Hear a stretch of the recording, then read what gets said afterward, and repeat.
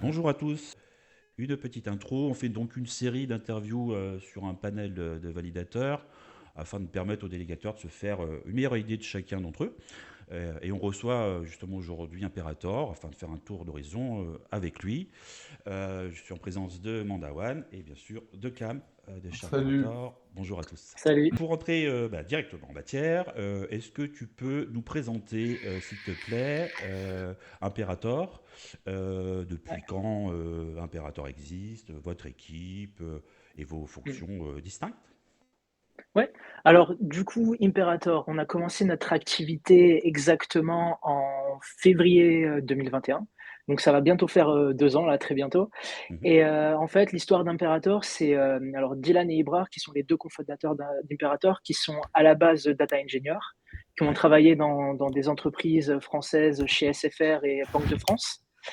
Qui ont en fait, ils faisaient leurs études, en école d'ingé et ils ont rencontré en fait une personne qui gérait, un validateur sur, la blockchain Akash, qui est une blockchain sur le Cosmos SDK. Et donc voilà, en fait, en fait, c'est comme ça qu'ils ont commencé à apprendre un peu plus sur la blockchain.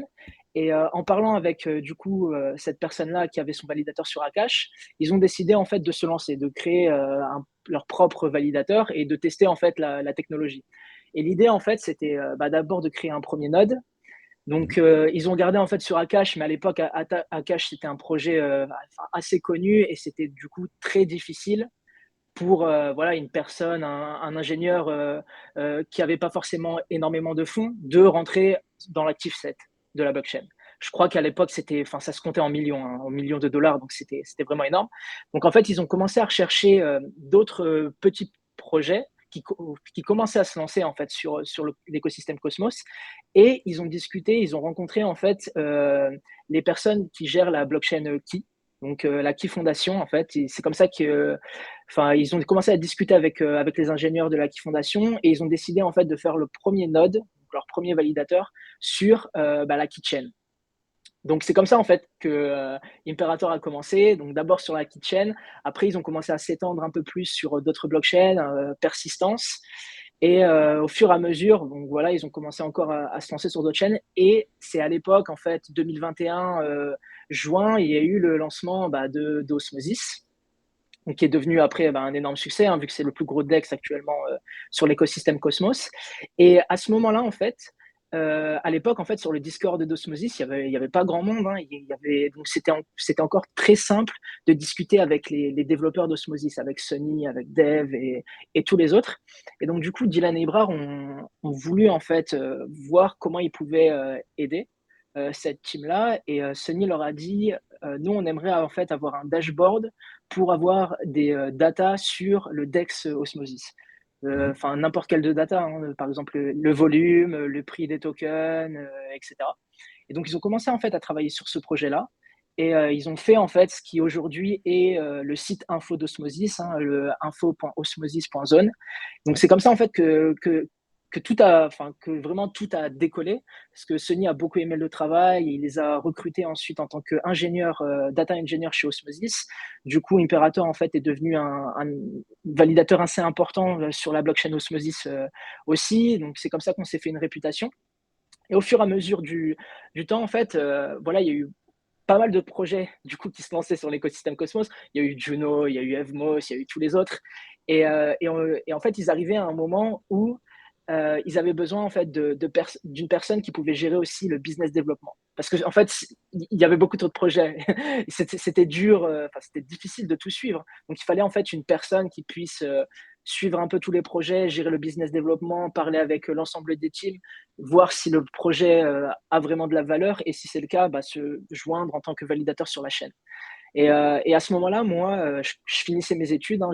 Enfin, de base, j'ai un parcours, très financier. J'avais travaillé en finance de marché, dans des banques et dans un fonds d'investissement. Et à ce moment, enfin, quand j'ai eu, une expérience en fonds d'investissement, je m'intéressais beaucoup à la crypto. Donc j'avais commencé à lire, enfin, le white paper Bitcoin, et je m'étais surtout énormément intéressé à Ethereum, le fait de créer des smart contracts, c'était quelque chose qui m'avait beaucoup aimé et que j'avais beaucoup apprécié. Et je suis tombé en fait sur Cosmos, via en fait, les airdrops parce que tout le monde commençait à en parler et tout le monde disait: «Ouais, enfin, tu devrais t'intéresser à cet écosystème-là, apparemment, enfin, il y a plein de airdrops, et tout». Et donc voilà, en fait, c'est comme ça que j'ai connu l'écosystème Cosmos. Après, j'ai commencé à m'y intéresser et j'ai beaucoup aimé en fait la philosophie qui est de créer, plusieurs blockchains qui puissent, interagir les unes avec les autres. Et ça m'a beaucoup plu. Donc j'ai commencé en fait à rejoindre des groupes, Telegram, crypto, Cosmos. Et c'est comme ça en fait que j'ai rencontré l'équipe Imperator, avec qui j'ai commencé à discuter, parce que moi j'étais quelqu'un en fait qui aimait en fait suivre les différents projets enfin voilà, comprendre chaque projet. Et eux, du coup, eux cherchaient à ce moment-là, une personne qui pouvait s'occuper du business développement. Et donc, au fur et à mesure des discussions, bah, j'ai dit que voilà, moi, je serais intéressé par ce poste-là. Et du coup, c'est comme ça que j'ai rejoint Imperator. Là, je gère en fait toute la partie stratégie et la partie business développement. Et pour faire simple, en fait, chez Imperator, on est actuellement 5 personnes avec 4 devs. Donc essentiellement, des devs qui ont un parcours, très orienté data. Et moi, du coup, qui est non dev et qui gère la partie, business développement. Et donc chez Imperator, on va dire qu'on a 3 grandes missions. La première, c'est bien sûr, on est un validateur. Donc actuellement, on se concentre, principalement sur l'écosystème Cosmos. On sécurise, à peu près une quarantaine de chaînes, hein, sur Cosmos. On Mhm. est sur toutes les chaînes principales, hein, le Cosmos Hub, Osmosis, Juno, Evmos. Mhm. La deuxième mission, c'est, vu que notre équipe est très orientée data, ben, on fournit aussi beaucoup de services, orientés data, que ce soit, par exemple, des RPC, que ce soit des API en fait pour les blockchains. Par exemple, on est le plus gros fournisseur de RPC, d'Osmosis. On est aussi, le plus gros fournisseur RPC, d'Axelar, parce qu'on a aussi un partenariat avec Axelar et on fournit ces services-là. Ouais. Et donc du coup, voilà, en fait, on a cet aspect de data-là. Et le troisième point, pardon, c'est, aussi qu'on essaie, en fait, d'être très proche de notre communauté. Et c'est comme ça, en fait, qu'on souhaite se différencier, des autres validateurs. C'est, Ouais. en fournissant des services supplémentaires que juste être validateur, et aussi en fournissant beaucoup de contenu pour notre communauté. Donc on a commencé avec, là récemment en fait, à faire une série d'interviews avec des projets en fait qu'on aime. Donc notre série s'appelle Fast and Crypto. Donc c'est une Ouais. série qui est en anglais, hein, mais on interview, de manière assez rapide en fait tous les, fondateurs de projets. On leur pose des questions et le but c'est de faire découvrir un peu plus ces projets-là à notre communauté. On fait aussi des articles. Nous, en tant que validateur, on fait des articles de staking en plusieurs langues, hein. Moi, je le fais en français et en anglais. Donc voilà, pour aider, la communauté à staker en fait chez des validateurs pour une chaîne spécifique. Et donc voilà, en fait, c'est comme ça qu'on essaye de se différencier. Et aussi, du coup, aussi être très proche de notre communauté. On a plusieurs, on est très disponible sur Twitter, on est très disponible sur Telegram et sur Discord. Donc voilà, c'est comme ça qu'on essaie en fait de se différencier en tant que validateur. Ouais. Et du coup, c'est ça, Imperator. Oui, ça vous permet de vous distinguer. Alors, j'ai mis un petit peu à Ouais, l'écran vos services. Donc, si je résume au niveau de vos services, vous avez la partie Snap RPC que ouais, vous proposez en tant que voilà, data provider. Vous êtes relayeur d'une bonne quinzaine de chaînes et en validation d'une quarantaine. Et puis, on en a parlé tout à l'heure aussi, les services de dashboard et autres, notamment sur info.zone pour Osmosis, les articles écrits et puis toute la série de Fast and Crypto sur le format YouTube, hein, je crois, de mémoire, c'est ça. Oui, c'est ça. ouais, Ouais, ouais, format exactement. Ouais, YouTube ouais, ouais, ouais, c'est pour la ça. communauté. Donc vous êtes relativement actif et apporter des services et pour les acteurs des projets, mais aussi au maximum pour la communauté, donner du contenu éducatif. Ouais, ouais, parce qu'en fait, c'est vrai que le métier de validateur, c'est quand même un métier assez compétitif, dans le sens où chaque validateur, en fait, se bat pour sa place déjà dans l'active set. Ouais. Et une fois que tu es dans l'active set, là, tu te bats pour, grimper, en fait, dans l'active set. Et c'est vrai que, ouais, donc du coup, en fait, chaque validateur a sa manière, en fait, de se différencier. Tu as des validateurs qui vont être, très techniques, qui ont une équipe en fait de développeurs voilà, des développeurs qui connaissent très bien Go, qui connaissent très bien Cosmosm. Et donc, du coup, en fait, eux, ils vont contribuer dans le code en fait de chaque projet. Donc, ça va être leur manière de se différencier. Tu en as d'autres qui vont avoir, bah, comme nous, en fait, nous, on est plus axé data. Donc, on va fournir des services liés à la data. On essaye aussi, du coup, d'être très présent au sein de la communauté parce que c'est aussi, en fait, ça marche aussi beaucoup via le bouche à oreille. Donc, c'est pour ça, en fait, qu'on Mmh. essaie aussi de travailler sur ce point-là pour qu'en fait, les autres, d'autres personnes puissent parler de nous et au fur et à mesure, en fait, ça va créer, ben voilà, ça va faire on sera de plus en plus connu. Et donc, en fait, voilà, c'est comme ça que ça marche, en fait, dans l'écosystème des validateurs, c'est chacun va avoir sa propre manière, en fait, de se différencier des autres. Oui, ça fait partie des enjeux de validateur et de pouvoir aussi Ouais, marquer sa place, entre guillemets, faire en sorte justement de se maintenir, mais pas que techniquement, dans les validateurs 7 et de se distinguer et puis aussi de travailler sur les différents aspects, pas que techniques, mais aussi communication, éducation et autres pour ceux qui ont les possibilités de le faire, les compétences. Ok, ok, ok. exactement. On peut peut-être parler un peu d'infra. Ouais. Mhm. Ouais, bien Euh, sûr. Ouais, ouais. Mandat, tu as peut-être. Bah, alors, j'allais vouloir revenir, pardon, Ah, je me vas-y, suis je t'en coupé. prie. Bah, parce que finalement, on n'a pas eu trop l'occasion encore de poser deux, trois questions. Et non, mais je voulais savoir déjà, bah, tout ce que tu viens de décrire, comment vous faites pour faire ça à 5? Parce que créer des Ouais. contenus, tu as des développeurs qui créent des contenus, t'as trouvé un développeur créateur de contenu, c'est ça? Non?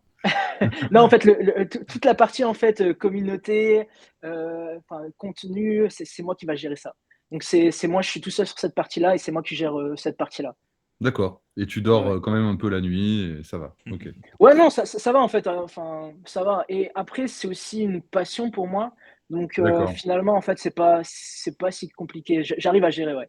Mais D'accord. c'est vrai que en fait, c'est vrai qu'on a quand même des journées. Enfin, j'ai des journées remplies parce que il faut gérer les appels avec les différents projets qui se lancent pour déjà bah, voir si discuter avec les teams, voir si le projet est bien, voir si on peut faire des partenariats avec eux, Ouais, voir ouais, si, et si jamais c'est bien, bah, du bien coup, nous sûr. rejoindre en tant que validateur.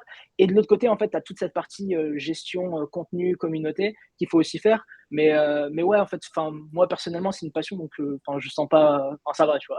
Ouais. Ça va, ouais. Après, côté dev, ouais, après, côté dev, c'est pareil, eux, ils sont quatre. Donc, c'est. En fait, ce qui est bien avec Cosmos, et c'est pour ça aussi que actuellement, en fait, comme on est encore une petite équipe, qu'on se concentre que sur Cosmos, c'est parce que, en fait, tout est assez similaire sur Cosmos. Une fois que tu lances sur une chaîne, tu peux très facilement te lancer sur une autre chaîne. Ouais, bien sûr, Et, bien sûr. ouais, et ton système de monitoring, en fait, que tu as mis sur, je sais pas, Cosmos Hub, bah, c'est un copier-coller que tu peux mettre sur Osmosis, tu vois. Donc, Ouais, bien finalement, sûr. c'est assez rapide, ouais. À part Axelar ou deux, trois chaînes qui Voilà. viennent mettre en place des spécificités très fortes, ouais. Ouais. Où là, Ouais. bizarrement, vous avez sécurisé des partenariats parce que justement, ça nécessitait beaucoup plus de moyens, j'imagine. Oui, De... ouais, c'est ça. Ouais, ouais, ouais, exactement. Alors, en fait, ouais, c'est ça. En fait, tu as des chaînes quand même qui ont certaines spécificités. Enfin, par exemple, tu as Axelar qui est, je pense, que c'est une des chaînes les plus à gérer en tant que validateur parce que il faut déjà gérer les nodes Axelar, mais il faut aussi gérer en fait toutes les chaînes auxquelles Axelar est connecté. Donc en fait, c'est assez compliqué. Et nous, en fait, comme on est très orienté data et du coup, on est fournisseur principal de RPC d'Axelar, bah, du coup, en fait, la team apprécie énormément notre travail. Donc, on a reçu des Hmm. délégations de la core team, on a reçu des grants de la core team. Et ouais, donc du coup, ouais, ça, c'est une manière aussi de nous différencier sur le réseau. Ah oui, forcément. Mais oui, je t'avoue que ma réaction était sincère, c'est-à-dire je suis assez étonné parce qu'effectivement, votre team est peut-être un peu plus grosse que certains autres validateurs, mais vous n'êtes pas non plus 50.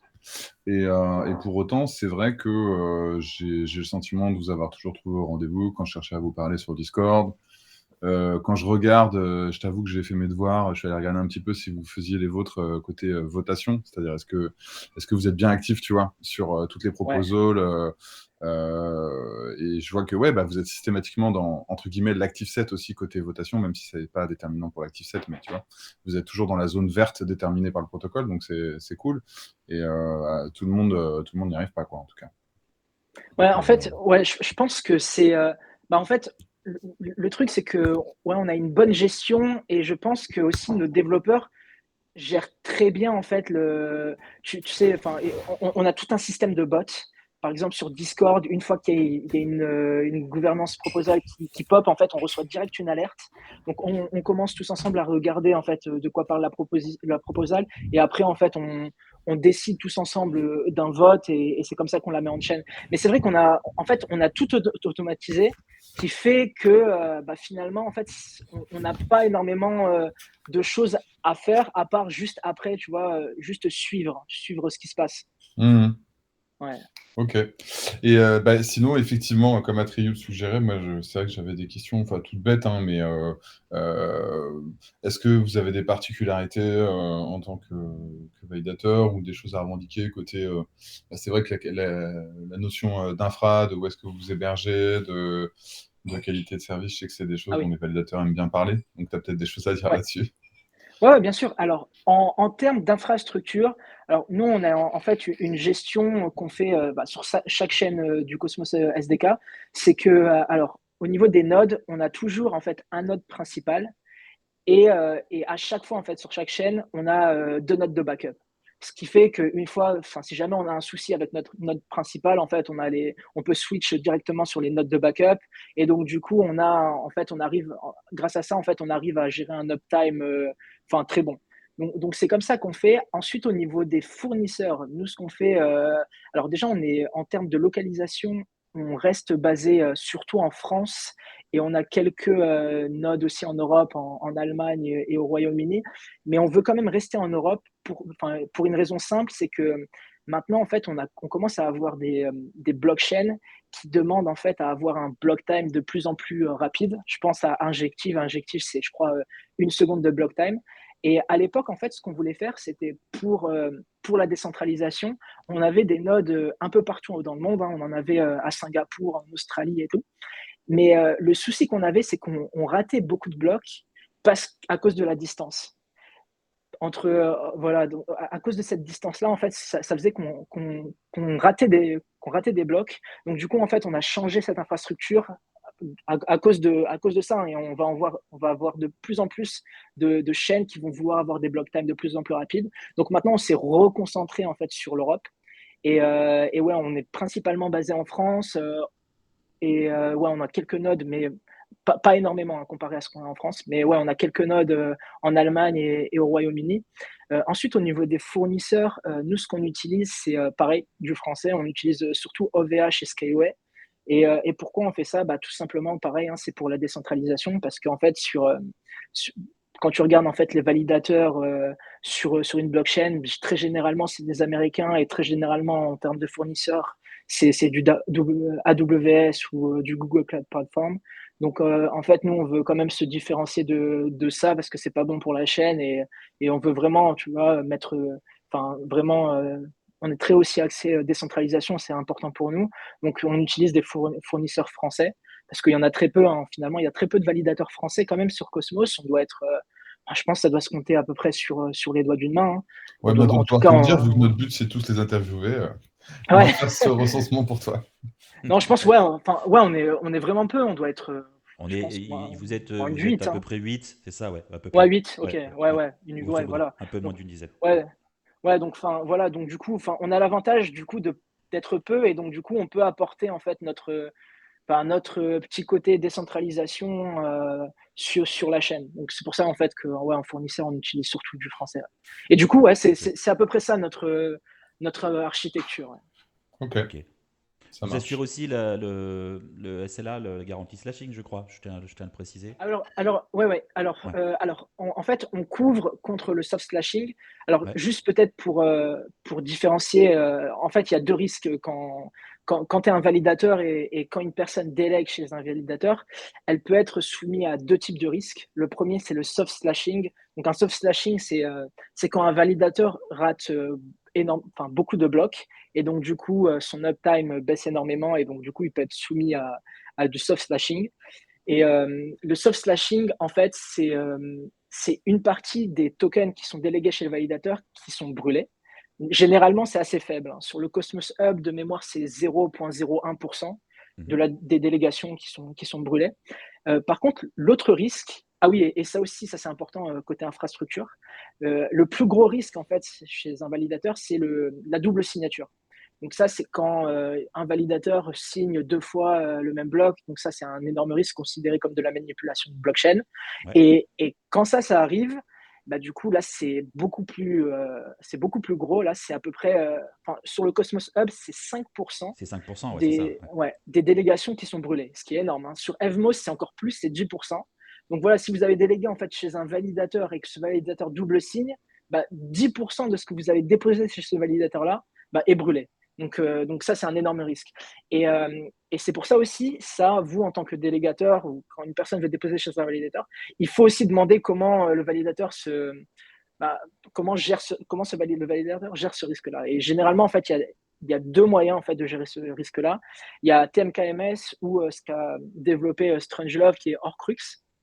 Donc ça, en fait, ça permet de prévenir en fait contre la double signature, parce que ça garde en fait les signatures précédentes en mémoire, et donc ça empêche en fait de signer, de signer 2 fois le même bloc. Nous ce qu'on utilise, c'est TMKMS, parce qu'en fait, on a été habitué à ça.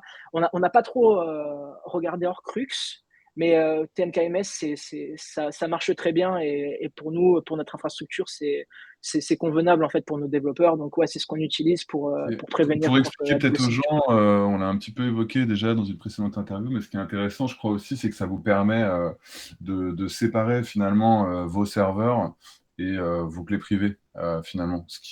Exactement, ouais. Ce qui aussi est un gage de sécurité, en tout cas pour vous, de contrôle, quoi.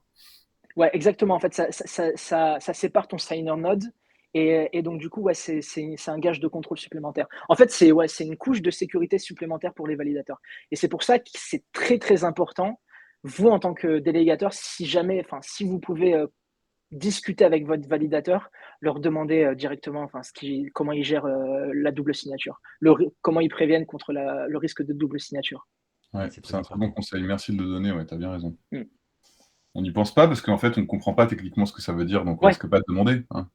bien sûr, ouais. Ouais, Ouais, c'est et donc intéressant. du coup, alors, nous, enfin, pour revenir un peu dans notre cas, on peut en fait rembourser contre le soft slashing, parce que ça reste quand même des montants assez faibles. Donc nous, ce qu'on fait en fait, c'est sur les rewards qu'on gagne, on garde quand même une partie en côté, en fait, assurance, hein, en cas de souci. Comme ça, on peut rembourser les délégateurs si jamais on a un soft slash. Par contre, double signature, comme ça peut être des montants assez élevés. Du coup, là, dans ce cas-là, on peut pas rembourser, mais c'est pour ça qu'on met tout un système de sécurité autour pour bah, ne jamais double signer. Et aussi, en fait, le, ce qui arrive aussi quand un validateur double signe, c'est qu'il est mis en jail, et donc en prison en fait, et à vie. C'est-à-dire qu'il peut plus jamais revenir dans l'active set. Donc, si jamais vous, en tant que délégateur, vous êtes chez un validateur qui a double signé, il faut redéléguer chez un autre, parce qu'en fait, ce validateur ne pourra plus jamais, il est en jail à vie, et il pourra plus jamais revenir dans l'active set. Oui, Ouais, j'ai la vie quand t'es en art slash, pardon. Ouais, Ok, ouais, oui. Et donc t'es obligé de redéléguer, ouais. Oui, peut-être Mandy. ouais, voilà, c'est ça. on peut expliquer aux gens peut-être, et on le mettra dans la vidéo que, en fait, quand tu es par exemple sur ton Kepler, voilà, tu es sur le site de Kepler, tu es sur l'espace qui est dédié à la chaîne, par exemple Cosmos. Là, tu as tes validateurs chez qui tu délègues, et tu peux voir en fait, hein, si un validateur est jail, il y a un symbole en fait visuel, et en quelques clics seulement, tu as pu redéléguer, ou en cliquant sur des différents liens, tu vas pouvoir aller regarder sur l'Explorer Minscan ce qu'il en est, qu'est-ce qui se passe. Et effectivement, tu as aussi le lien en règle générale vers le Discord ou le site du validateur pour lui demander ce qui se passe. Si jamais, je dis n'importe quoi, tu es très engagé chez ce validateur et tu n'as pas envie de bouger, mais que tu te poses des questions, quoi. Mais en Ouais, tout cas, ouais, ça exactement. se voit, parce que je sais qu'il y a pas mal de gens, des fois, qui me disent, des gens qui ont découvert qu'un validateur était jail, limite quand je leur ai dit d'en changer, et ils n'avaient pas, en fait, ils n'avaient pas vu, tout simplement parce Ouais. ils sont sur 15 chains, parce qu'ils font pas gaffe. Voilà. Ouais, ouais, c'est pas évident de tout suivre. Et après, normalement, si c'est un validateur correct, normalement, il fait une communication. Heu, c'est peut-être, enfin, ça arrive pas forcément à tout le monde, mais ouais, si c'est un validateur normalement correct, il fait une communication, il explique, peut-être pourquoi il a double signé, la Ouais, raison, et tout. Mais ouais, ouais, ouais. par exemple, enfin, nous on avait, alors nous on a eu, on a rarement eu, des soft slashing. On en a eu un sur Kujira, d'ailleurs, pour une raison un peu bête, et du coup, on a mis un système de monitoring en plus à ce niveau-là. C'est que, en fait, la raison, c'est que sur Kujira, les validateurs doivent aussi run un oracle. Et en fait, pour run l'oracle, il faut aussi avoir un wallet avec des tokens Kuji en fait dans ce wallet. Et au fur et à mesure en fait que l'oracle fait son activité, ça consomme en fait des Kuji de ce wallet là. Et en fait, nous on faisait tourner notre oracle et on n'avait pas mis en fait du monitoring sur ce wallet. Et donc en fait, il est arrivé un moment où on n'avait plus du tout de tokens. En fait, l'oracle avait tout consommé. Et en fait, du coup, on n'arrivait plus en fait à publier les prix. Donc c'est arrivé, en fait, on publiait plus les prix depuis un certain moment. Et ce qui s'est passé, c'est qu'on a eu un soft slash sur Kujira. Donc bien sûr, du coup, on a fait une communication, on a remboursé tout le monde. Et du coup, là, on a remis un système de monitoring sur ce wallet-là, hein, parce que c'est vrai que Kujira, c'est spécial vu qu'il y a l'Oracle et les autres chaînes, il n'y avait pas ça. Donc Ouais. voilà, ça, c'était un truc voilà, à retenir. Et Et vous on l'a n'aviez mis en pas place. pu, entre guillemets, vous faire les dents sur le testnet de Kujira auparavant, j'imagine, du Bah, coup. ouais, en fait, si on l'avait, mais sur les testnets, Les volumes c'était étaient trop faibles pour épuiser ouais, ton wallet. Ok, d'accord. exactement, c'est ça, Ouais. exactement, ouais. Ah, c'est marrant, ça c'est toujours la Ouais, donc ouais, différence voilà, entre les tests et la réalité, hein, c'est toujours pareil. ouais. Dans Ouais, tu te l'informatique. retrouves, c'est ça, sur les testnets, tu te retrouves avec des sommes énormes, donc en fait, tu n'as pas besoin de Oui, c'est vraiment ça, t'en ouais. soucier, ouais. Le faucet m'a Ouais, donné 10 000 bougies. Oui, oui, bah oui, évidemment. c'est ça, ouais, ouais. Mais ça, Et c'est un donc, ouais, truc que donc, les gens aussi, c'est bien qu'ils le sachent, quoi, que quand vous vous lancez sur des chaînes, des fois, bon, bah, il y a des petits couacs au début, et que quand une chaîne, par contre, elle a 2 3 ans d'existence, on est en droit de penser que les validateurs, ils sont censés être au courant de tout ce que tu viens de dire, et ça arrive ouais. plus, quoi. Ouais, voilà. Normalement, après, si c'est une chaîne vraiment où un validateur est dessus depuis un moment, c'est des validateurs expérimentés, donc il ne devrait pas y avoir de souci. Ouais, c'est ça, ouais, Hmm. exactement. Ok. Ok. Je voulais revenir sur un truc. On a parlé des services, de vos liens avec les projets. Euh, Est-ce que vous faites aussi du conseil pour d'autres projets ou est-ce que vous avez, on va dire, un pied dans d'autres projets, que ce soit en conseil, en investissement ou autre? Est-ce que tu pourrais Oui, nous en dire quelque ouais. chose? Ouais, bien sûr. Alors, ouais, en fait, c'est vrai qu'avec Imperator, on commence à se faire, on va dire on a une certaine réputation en fait sur l'écosystème Cosmos, puisque Mhm. déjà en fait une grosse partie de notre team travaille chez Osmosis, et donc du coup, ouais, il y a beaucoup de projets en fait qui nous contactent directement pour être validateurs sur leur chaîne, et aussi certains recherchent du conseil ou savoir si on est intéressé en fait pour investir dans leur projet. Mhm. Donc nous, on en fait hein, quand vraiment on trouve que le projet a vraiment de la valeur et on trouve que le projet apporte quelque chose vraiment de supplémentaire à l'écosystème Cosmos. Donc actuellement, en fait, on a fait du conseil et on a beaucoup aidé Stride, qui est un protocole de liquid staking sur l'écosystème Cosmos. Actuellement, là, ils ont plusieurs tokens hein, en liquid staking. Je crois qu'il y a Atom, Osmo, Juno, Evmos arrive bientôt. Ils Stars. ont Stargaze, ouais, ils ont Stars. Enfin, ouais, ils en ont pas mal. Mhm. Et plein d'autres tokens qui arrivent. Donc, ouais, nous, en fait, alors on a beaucoup travaillé avec Stride au tout début, hein, avant qu'ils lancent leur chaîne en mainnet. On les avait aidés sur l'infrastructure. Moi, je les avais beaucoup aidés sur leur stratégie et sur leur lancement qu'ils ont fait en septembre. Donc, au niveau communication, niveau marketing, comment voilà, faire leurs tweets. Et aussi au niveau des pools, vu que nous, on travaille on a des gens qui travaillent chez Osmosis, Mhm. donc on leur a donné des conseils sur comment bien lancer leur pool, comment faire un bon lancement en fait sur Osmosis. Donc ouais, on a beaucoup travaillé avec Stride, on travaille aussi et on a investi du coup dans Stride. On a aussi investi et on travaille beaucoup avec Skip, qui offre en fait une infrastructure sur le MEV dans l'écosystème Cosmos. Donc en fait, l'idée, c'est, pour faire simple, hein, l'idée de Skip, c'est de incentiver en fait les validateurs et les stakers en fournissant en fait de la plus-value provenant de l'ordre des transactions dans les blocs. Par exemple, quand on voit qu'il y a un arbitrage à faire sur Osmosis et qu'il y a un profit à faire, du coup, en fait, on peut mettre sa transaction avant les autres. Et donc, en fait, quand on fait ça, du coup, on a un profit supplémentaire. La personne qui a tradé, qui est le trader, offre une fee supplémentaire au validateur et au staker pour pouvoir faire passer sa transaction en premier. Et donc, du coup, on a beaucoup travaillé avec eux. Alors, eux, ce qui est bien, c'est qu'ils protègent en fait contre le front-running et le sandwich. Donc, il n'y a personne en fait qui peut sandwich des utilisateurs parce qu'on trouve que, enfin, nous, on veut pas ça parce qu'on trouve que c'est pas une bonne expérience utilisateur. Et actuellement, en fait, ce qui est bien avec Skip, c'est qu'ils travaillent avec Osmosis. Ils ont aussi été financés par Osmosis pour travailler sur un nouveau prototype que je trouve qui est excellent et ça va être intéressant de suivre ça. C'est que ils travaillent en fait sur une infrastructure qui va faire que la blockchain Osmosis elle-même va récupérer l'ensemble des revenus et de l'arbitrage provenant des pools sur Osmosis et ces profits-là vont directement être offerts aux stakers d'Osmo. Donc, c'est vrai qu'actuellement, en fait, ces profits sont pas énormes, mais quand même sur 2021, donc Skip a fait des recherches et ça revenait à peu près à 6 millions de dollars. Donc, ce serait 6 millions de dollars supplémentaires qui reviendraient directement aux stakers d'Osmo. Donc, je trouve ça, c'est quelque chose d'assez incroyable. Et à ce niveau-là, du coup, ça profiterait pas juste à certaines personnes qui sont des traders qui auront tout dans leur poche. Mais non, là dans ce cas-là, ce serait la blockchain elle-même qui récupère tout et qui donne tout aux stakers d'Osmo. Donc, Skip travaille sur des trucs très, très intéressants à ce niveau-là. Il travaille aussi avec Duality, qui sera une consumer chain utilisant Interchain Security avec le Cosmos Hub. Et donc, Duality, c'est une autre approche. Duality veut récupérer le MEV sur la blockchain Duality, mais pour la donner aux liquidity providers, donc ceux qui déposent dans les pools de Duality.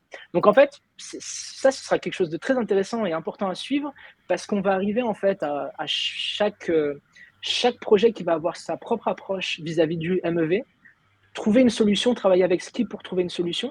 Et en fait, on va converger vers le meilleur design possible. Et donc, du coup, voilà, ça va être quelque chose de très intéressant. Ouais.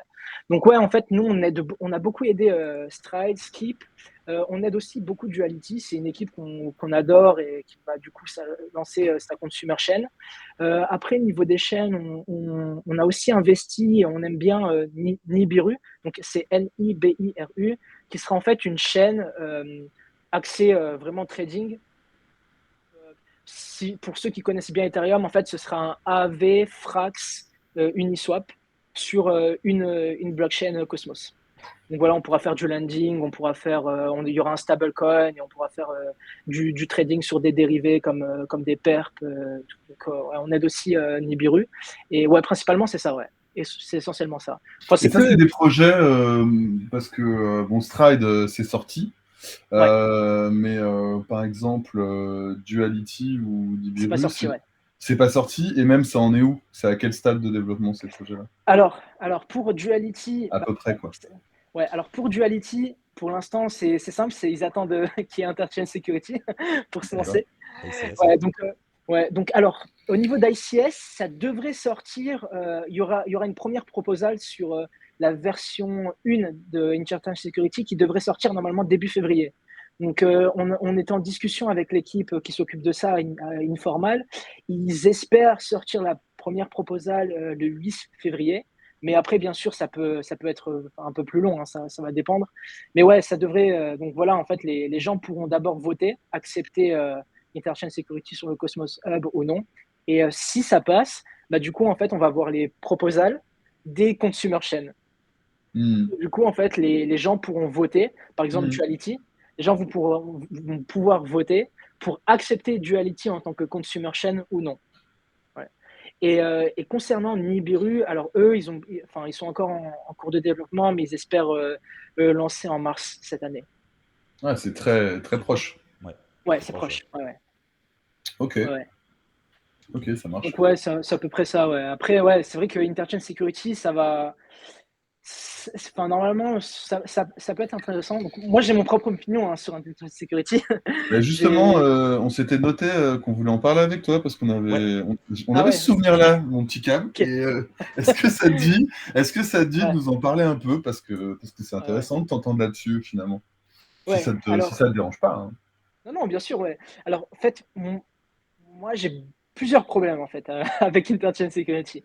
Le premier problème, c'est la scalabilité. C'est absolument pas scalable en tant que validateur d'avoir. En fait, je peux pas du tout imaginer un Interchain Security avec 1000 consumer chains. Et pourquoi je peux pas imaginer ça? Parce que en fait, sur Interchain Security, comment ça va fonctionner? C'est qu'il faut d'abord en fait ses nodes sur le Cosmos Hub en tant que validateur. Et pour chaque consumer chain, il faut rajouter des nodes en plus. Donc, imaginons, on a Cosmos Hub avec 10 consumer chains. Donc, nous, en tant que validateur, il faudra run au moins un node pour le Cosmos Hub, plus 10 nodes en plus qui représentent en fait toutes les consumer chains qui utilisent Interchain Security. Donc, en fait, au total, il faut avoir au minimum 11 nodes. Donc, un node pour chaque chaîne, déjà, c'est assez risqué. Nous, ce qu'on fait, c'est qu'on a toujours des nodes de backup. Donc, en fait, nous, avec notre infrastructure, il faut beaucoup plus que 11 nodes. Et ça, en termes de coût, c'est assez monstrueux. Hein. C'est assez monstrueux, surtout si les consumer chains ne payent pas assez les validateurs. Alors, enfin, Ouais. là, c'est assez compliqué. Et je pense, en fait, surtout aux validateurs qui sont vraiment bas, en fait, dans le validateur set du Cosmos Hub, bah, il y en a plein qui vont, je pense, qui vont refuser les consumer chains parce qu'elles ne payent pas assez ou parce que voilà, enfin parce que c'est trop coûteux pour eux de faire tourner des nodes en plus. Donc il y a ce premier problème de scalabilité pour moi qui est vraiment, enfin vraiment le cœur du problème et c'est pour ça que j'ai du mal en fait à imaginer énormément de consumer chains. Pour moi, c'est pas viable. Actuellement, c'est pas viable. Il faudrait faire en sorte qu'il y ait un moyen pour que ce soit moins coûteux peut-être pour les validateurs ou vraiment que les consumer chains payent assez les validateurs pour que ce soit rentable pour eux. Donc là, ok. Mais ouais, il y a ce premier problème et il y a un autre problème en fait que j'ai du mal aussi à saisir et qui fait que pour moi en fait ce sera en fait pour moi l'Interchain Security c'est un accélérateur. C'est un moyen pour les projets de lancer leur consumer chain rapidement, comme ça ils s'inquiètent pas en fait vis-à-vis des, tu vois, de choisir, de chercher des validateurs et vraiment de s'occuper de la sécurité. Mais une fois en fait que la consumer chain, si jamais il y en a, qui sont vraiment qui ont vraiment énormément de succès, je comprends pas en fait pourquoi en fait les consumer chains qui auraient énormément de succès donneraient en fait tout leur revenu à des stakers d'Atom. Surtout si en fait la market cap de cette consumer chain là commence à devenir assez importante et donc du coup en fait ils ont une sécurité économique assez importante. Pour moi, ces projets-là vont jamais rester des consumer chains. Elles vont devenir vraiment des app chains souveraines comme ce qu'on voit actuellement sur Cosmos. Par exemple, je pense par exemple à des DEX. Hein. Imaginons Duality. Duality a énormément de succès, a beaucoup d'activités et génère énormément surtout de MEV comme voilà, si on imagine Osmosis qui a eu 6 millions de dollars de MEV l'année dernière, imaginons voilà, Duality à 6 millions de dollars en termes de MEV, pourquoi est-ce que Duality donnerait ces 6 millions de dollars au staker d'Atom alors qu'elle peut juste créer sa propre blockchain, son propre napchain et en fait verser cet argent-là au staker de son propre token. Donc ouais, c'est là où en fait où j'ai encore du mal à comprendre. J'ai un peu du mal à voir en fait vraiment les consumer chains qui ont énormément de succès rester des consumer chains.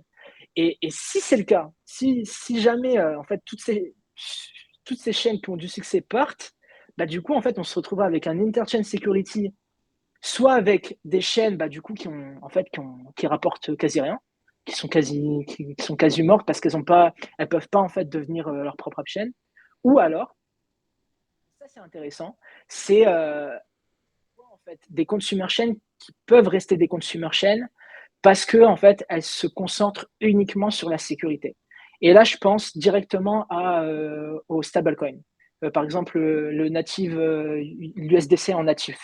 Donc ça, ce serait une consumer chain. Ouais. Et ça, en fait, en tant que consumer chain qui produit en fait de l'USDC natif, là, ok, là, tu as vraiment besoin de la sécurité. Donc là, ça a un sens, en fait, d'utiliser Interchain Security avec le Cosmos Hub parce que les stablecoins, c'est quelque chose de très important pour l'écosystème. C'est ultra important. Mais pour le reste, en fait, j'ai du mal à les voir rester consumer chain si elles ont du succès. Ouais, tu as sans doute raison. Là, j'avais réfléchi à ça et je m'étais posé deux questions. Ouais, Je m'étais dit, c'est marrant parce que quand tu parlais, là, il y a un truc qui m'est venu. Je me suis dit, bah, dans ces cas-là, ce qu'il faudrait, c'est que si on transpose ça dans le monde réel, le problème qu'on a, c'est que comme les gens payent à la conso, plus ou moins, s'ils ne consomment pas assez, c'est pas rentable de laisser un serveur sur leur blockchain. Donc, mm, est-ce que l'ICS, ce serait pas un système où, par exemple, tu aurais une sorte de loyer minimum, quoi. Tu vois, tant que tu es connecté à l'ICS, tu es obligé de t'engager soit un certain volume que tu es obligé de payer quoi qu'il arrive, soit tu as un loyer minimum au-delà duquel tu payes la conso. Et ouais, je me disais ça, est-ce ouais, que ce serait pas. Et du coup, ça correspondait à la deuxième. Ça m'a amené à la deuxième question qui était qui ferait ça et je me disais, bah, peut-être aussi, donc comme tu dis, tu as une consumer chain qui aurait un enjeu à pouvoir acheter de la sécurité supplémentaire par tous les moyens, tel qu'un stable. Mais sinon, il y en a un autre aussi de type de projet. Et je me disais, est-ce qu'on n'a pas envie d'être justement Est-ce que l'ICS, c'est pas le complément au Cosmos SDK, si tu veux, pour avoir la parfaite stratégie pour aller dans tous les projets. C'est-à-dire que d'un côté, tu as le Cosmos SDK qui embarque l'interchain de base, et avec l'ICS, tu rajoutes la solution temporaire pour lancer ton projet, et ensuite tu passes à la vitesse suivante.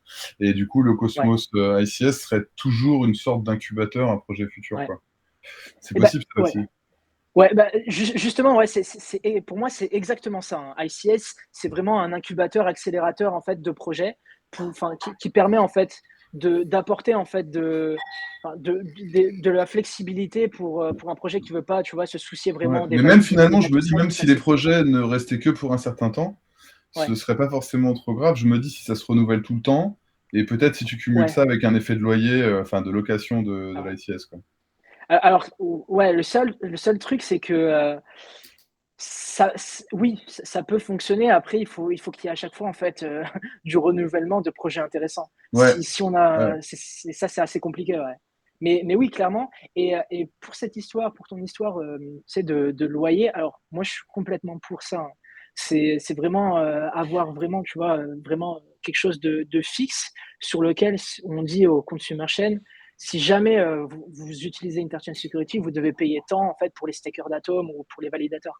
Parce que Hmm. sinon, voilà, c'est un peu compliqué. Après, je me dis que ça se fera quand même directement via la gouvernance. Parce que si une consumer chain met une proposal pour utiliser Interchain Security avec le Cosmos Hub et que les validateurs voient que la consumer chain ne paye rien ou paye pas assez les stakers d'Atom, bah, du coup, pourquoi est-ce nous, en tant que validateur, on accepterait cette consumer chain?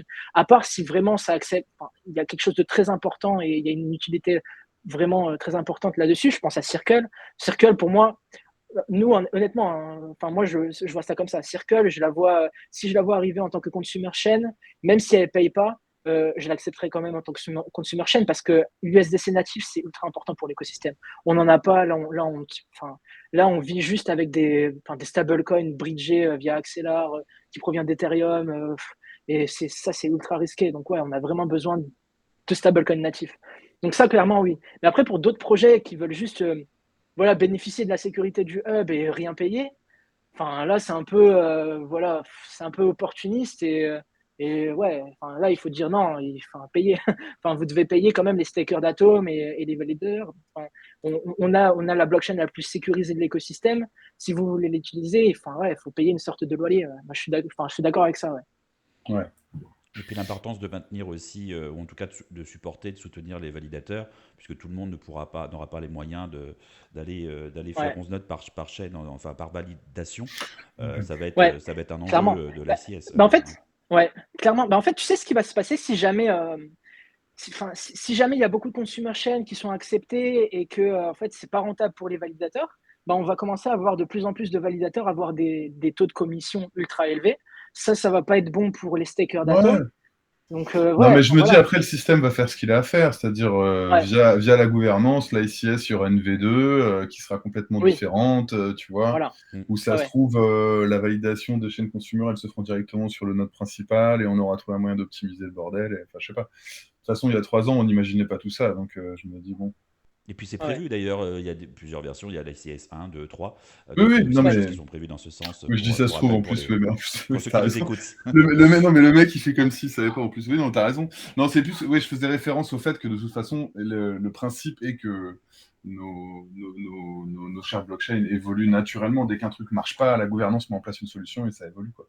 Ouais, ouais, ouais, C'est clairement, ouais. Ouais, au-delà et de... après, ce qui est bien aussi avec l'écosystème Cosmos, c'est qu'aujourd'hui, pour les projets qui veulent se lancer, on commence à avoir de nombreuses solutions autres que faire sa propre chaîne. Parce que c'est vrai que faire sa propre chaîne, c'est compliqué, hein. Il faut gérer toute l'infrastructure, enfin, faut embaucher des DevOps, ça peut être un peu embêtant. Mais oui, là, on commence à avoir Interchain Security et on a aussi Celestia qui va se lancer, qui va en fait offrir l'opportunité pour des projets, plutôt que de créer une propre blockchain, juste créer un roll-up sur Celestia. Donc Celestia va gérer l'infrastructure et le projet juste créer le roll-up sur Celestia. Donc ça, tu vois, ça va être de genre de solution autre que juste créer sa blockchain. Donc ouais, on commence à évoluer, on commence à faciliter les choses pour les projets qui veulent construire sur Cosmos et c'est assez intéressant, ouais. Il y a beaucoup d'innovations sur Cosmos, c'est pour ça que c'est ce qui en fait en fait un écosystème passionnant. Tu as parlé d'ailleurs pas mal de projets. Si tu devais, si tu pouvais citer toi d'autres chaînes à venir qui pourraient t'intéresser, on a parlé de Duality, on a parlé de Celestia à l'instant, etc. Il y en a d'autres comme ça qui retiennent ton attention sur des chaînes à venir? Alors attends, alors j'ai une liste. Alors Ah je vais bah, la si je tu as vais une la liste en plus, je vais la vas-y. sortir. Ouais, j'ai une liste des projets, enfin que j'aime bien et qui vont bientôt sortir. Ouais, Alors, ouais, je t'en prie, je t'en prie. Je te laisse mais ouais, chercher. ouais, honnêtement, il y a vraiment beaucoup de projets en 2023 qui vont sortir sur Cosmos. Il y en a Ça va être énormément. assez intéressant. Ouais, alors, ah ouais, voilà. Donc, j'ai Say Network. Say Ouais, Network qui va être une app vraiment axée très finance. ouais. Donc, bien, Nibiru que j'avais cité, qui eux va être axé plutôt trading. Donc, il y a Duality qui va faire sa consumer chain. Alors, on a Cave Network qui est intéressant. Après, point de vue retail, c'est pas forcément intéressant. Ouais. L'idée, en fait, de Cave Network, c'est de prendre les datas des blockchains, poser en fait sur des protocoles comme Airweave, comme ça les datas seront directement stockées sur Airweave et après n'importe qui pourra utiliser ces datas directement stockées de manière permanente en fait sur Airweave. Donc ça c'est assez intéressant. Après on a quoi d'autre? On a Quasar. Alors Quasar, Oui. ça va être intéressant parce que Quasar, l'idée de Quasar c'est de faire une sorte de Yearn Finance sur l'écosystème Cosmos. Donc en fait, les gens vont pouvoir déposer directement en fait leur argent sur Quasar et Quasar va chercher directement là où il y a le meilleur yield en DeFi sur l'écosystème Cosmos et va déposer cet argent-là sur ces pools de liquidité là pour faire du rendement et auto-compound tout ça. Donc Quasar, ça sera quelque chose de très important sur la DeFi. Après, on a Dimension, Dimension que j'aime bien parce que eux, ils vont en fait fonctionner avec Celestia et leur idée en fait, c'est de faire un settlement roll-up en, on top of Celestia et de créer un kit pour n'importe qui de pouvoir créer leur application directement sur Dimension. Donc en fait, on aura Celestia en bas qui vont s'occuper de toute la partie data availability. On aura Dimension qui vont s'occuper de toute la partie settlement. Et après, n'importe qui, n'importe quel team pourra gérer la partie exécution et la partie application directement grâce au SDK que fournit Dimension. Donc ça, ce sera aussi quelque chose de très intéressant et ça va être enfin, ce sera assez passionnant de suivre tout ça. Après, il y a quoi d'autre? Du YDX, bien sûr, mais Ouais. du YDX ouais, qui arrive bientôt. Alors nous, on est en contact avec la team. Ils espèrent lancer deuxième trimestre de cette année, Ouais. au mieux, mais bon, ce sera peut-être plus tard. On a quoi d'autre? Alors ouais, en bridge. Alors en bridge, on a Polymère. Polymère qui est intéressant et qui se différencie un peu d'Axelar, puisque l'idée de Polymère, c'est vraiment de travailler que sur IBC, qui est, enfin moi à mes yeux, IBC c'est actuellement la meilleure solution de bridging qu'on a sur le marché. Et Polymère en fait veut connecter toutes les différentes chaînes via IBC. Et ils veulent même en fait étendre ça hors de l'écosystème Cosmos. Donc, par exemple, connecter, je sais pas, le Cosmos Hub à Ethereum via des solutions via IBC. Donc ça peut être intéressant. Et ils veulent aussi implémenter ça sur les roll-up qu'il y aura sur Celestia. Donc, communiquer en fait entre roll-up via IBC aussi. Donc multi-chaîne ouais, et ou cross-chaîne, ok. exactement, ouais, ouais, ouais. Donc on a ça. Alors après, on a quoi Ça d'autre? fait déjà Ça fait une belle déjà, liste. ouais, Ça nous fait ouais, déjà une ouais. belle liste. Ouais. Yes. Ah, il y en a un que j'ai retenu aussi, pareil, accès DeFi et order book. Donc eux, c'est DFlow, des Flow. Et donc eux, en fait, ce sera vraiment un order book sur l'écosystème Cosmos. Ils vont avoir leur propre app chain. Et de mémoire, en fait, la team vient d'abord de Solana. Et ouais, ils veulent build leur propre app chain sur Cosmos. Donc ouais, en D'accord. fait, on a énormément de projets. Ça commence à...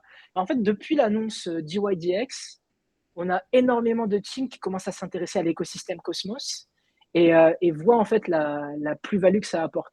Parce que c'est vrai que le Cosmos SDK rend quand même la vie facile aux développeurs. Moi, j'avais parlé beaucoup avec des développeurs qui viennent par exemple, écosystème Ethereum. La team Duality vient à la base de l'écosystème Ethereum et ils m'ont dit, voilà, que utiliser le Cosmos SDK, ça rend les choses tellement plus simples. Voilà, voilà. Donc, quand même, sur Cosmos, on a une technologie et des moyens et un kit en fait pour attirer beaucoup de développeurs. Et les développeurs, en fait, adorent Cosmos pour ça, ouais. Non, c'est clair, on a un écosystème qui attire beaucoup en ce moment, ouais, ça c'est cool. Ouais, Ok, bah tu nous as ouais. donné de quoi aller chercher, d'aller chercher de Après Dior, l'information. bien sûr. Dior, Ouais, exactement. après Dior, toujours. Ouais. Yes, eh ben, on a fait un bon petit tour. En termes de vision d'impérateur ou je dirais de roadmap, comment vous voyez à long terme, là, 6 mois, un an, est-ce qu'il y a des choses, des objectifs que vous êtes fixés? Oui, oui. Alors, en fait, nous, en termes d'objectifs, déjà, notre premier objectif, c'est continuer à s'étendre sur l'écosystème Cosmos, continuer à être validateur, en fait, sur les chaînes les plus intéressantes et asseoir, en fait, notre position dans l'écosystème. Donc, essayer voilà, d'avoir une bonne, je dirais, marque, en fait, dans l'écosystème Cosmos. Ça va être le premier point. Deuxième point, c'est étendre notre activité de data.